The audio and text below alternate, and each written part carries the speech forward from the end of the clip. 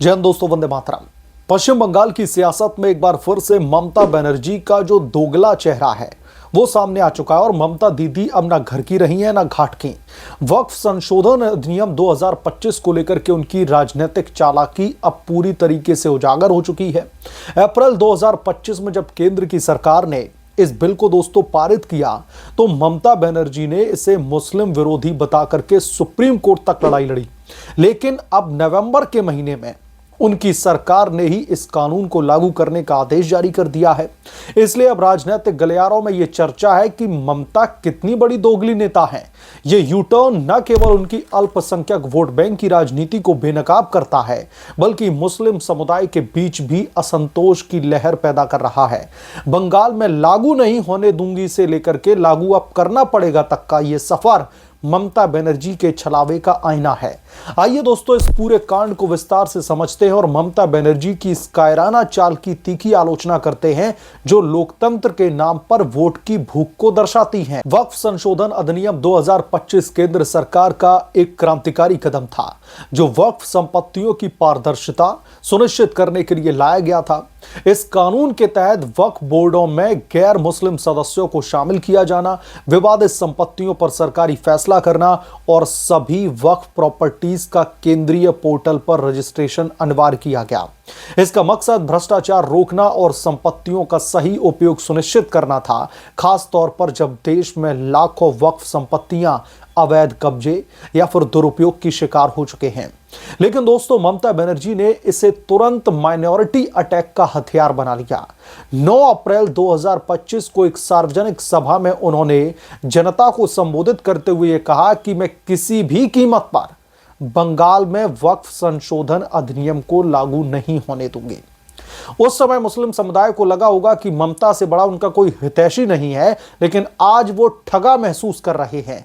यहां पर 33% मुसलमान रहते हैं और उनकी सुरक्षा ममता की जिम्मेदारी है, ये वो कह रही थी और ये बयान उनके अल्पसंख्यक तुष्टीकरण का क्लासिकल नमूना था। बिल को दोस्तों मुसलमानों के खिलाफ में साजिश बता करके सड़कों पर विरोध प्रदर्शन करवाए ममता दीदी ने।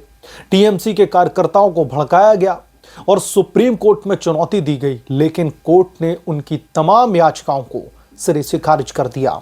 ममता बनर्जी का यह विरोध वोट बैंक की राजनीति से प्रेरित था, जो कि अब आज खुल करके सामने आ चुका है। बंगाल में मुस्लिम वोटरों की बड़ी तादाद को देखते हुए वो केंद्र को हिंदूवादी ठहरा करके खुद को मुसलमानों की रक्षक के रूप में पेश कर रही थी। लेकिन दोस्तों अब ये चाल ममता के ऊपर उल्टी पड़ गई है और अब मुस्लिम समुदाय के लोग भी ममता पर उनका गुस्सा फूट रहा है। केंद्र का कानून मजबूत था और ममता बनर्जी को अब झुकना पड़ा। अब आते हैं मामले के ताजा और चौंकाने वाले मोड़ पर। 29 नवंबर को दोस्तों पश्चिम बंगाल की सरकार ने वक्फ संशोधन अधिनियम को लागू करने का औपचारिक आदेश जारी कर दिया। अल्पसंख्यक विकास विभाग ने एक 8 सूत्री कार्यक्रम के तहत निर्देश दिए हैं।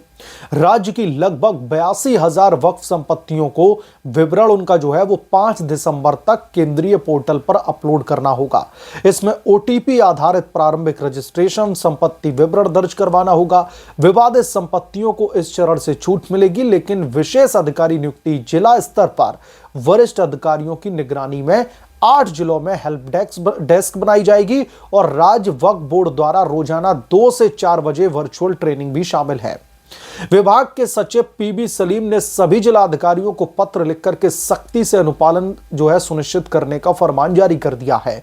यह आदेश ममता बनर्जी के अप्रैल वाले बयान का सीधा अपमान है, या फिर यूं कहें कि ममता बनर्जी ने जो छलावा किया पश्चिम बंगाल के मुसलमानों के साथ में, यह अब उसकी एक पराकाष्ठा है। क्या केंद्र के दबाव में वो झुकी हैं या फिर चुनावी रणनीति के तहत? वास्तव में दोस्तों ये दोनों ही हैं। साल 2026 के विधानसभा के चुनाव नजदीक हैं और ममता अब कानून का पालन दिखा करके खुद को संवैधानिक साबित करना चाहती हैं, लेकिन ये यू टर्न उनकी राजनीतिक हार को उजागर करती है। अल्पसंख्यक समुदाय को लुभाने के लिए झूठे बैनर लगाए गए, वक्फ बिल नहीं चलेगा के पोस्टर जो है लगाए गए, सड़कों पर जुलूस निकाला गया और कोर्ट में भी लड़ाई लड़ी गई। सब कुछ वोट के लिए था।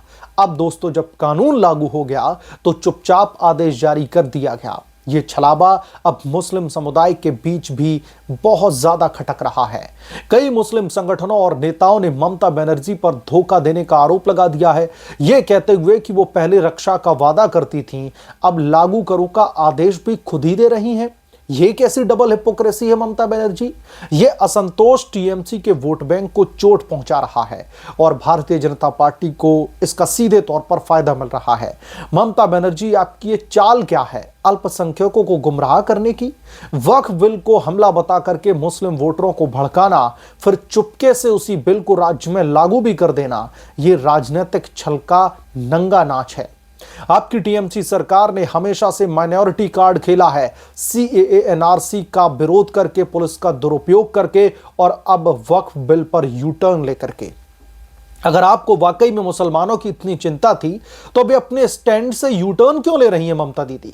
अप्रैल में आप मां बनकर के मुसलमानों की रक्षा का दावा करती हैं, लेकिन नवंबर में केंद्र के कानून को स्वीकार कर लेती हैं। आखिरकार क्यों? क्योंकि सुप्रीम कोर्ट ने आपकी याचिका को ठुकरा दिया और केंद्र ने फंडिंग पर दबाव डाला। यह तुष्टीकरण नहीं बल्कि वोट की भूख है। बंगाल के 33% मुसलमानों को अपने झूठे सपने दिखाए आपने। बंगाल में वक्फ सुरक्षित रहेगा, लेकिन अब 82,000 संपत्तियों का डेटा केंद्र को सौंप रही है ममता दीदी। मुस्लिम समुदाय में गुस्सा साफ दिखाई दे रहा है। स्थानीय जो तमाम इमाम हैं, मदरसे के शिक्षक और जो तमाम मुतावल्ली हैं, यानी कि जो संपत्ति के प्रबंधक हैं, वो अब टीएमसी से खासा नाराज हैं। वो पूछ रहे हैं कि दीदी ने विरोध क्यों किया अगर लागू ही करना था। यह असंतोष चुनावी हार का दोस्तों बीज बो रहा है। ममता बनर्जी, आपकी राजनीति परिवर्तन का नहीं बल्कि छल का नाम है। केंद्र का बिल पारदर्शिता लाता है, भ्रष्टाचार को रोकता है, लेकिन आपने इसे सांप्रदायिक बना करके वोट को चुराने की कोशिश की। अब आपका चेहरा बेनकाब हो चुका है। सियासी एजेंडे ही सब कुछ हैं, सच्चाई कुछ भी नहीं। भारतीय जनता पार्टी सही कह रही है कि ऐसी सरकार अल्पसंख्यकों का शोषण कर रही है, ना कि उनकी सेवा। ममता बनर्जी का यह वक्फ बिल यू टर्न उनकी राजनीतिक दिवालियापन का एक जीता जागता प्रमाण है। अल्पसंख्यक समुदाय को लुभाने की चाल अब उनकी उल्टी पड़ चुकी है और अब मुस्लिम वोटर भी उनसे मुंह फेरने की कगार पर हैं। दोस्तों, 5 दिसंबर तक डेटा अपलोड का यह आदेश न केवल कानूनी अनुपालन है बल्कि ममता बनर्जी की हार का प्रतीक भी है।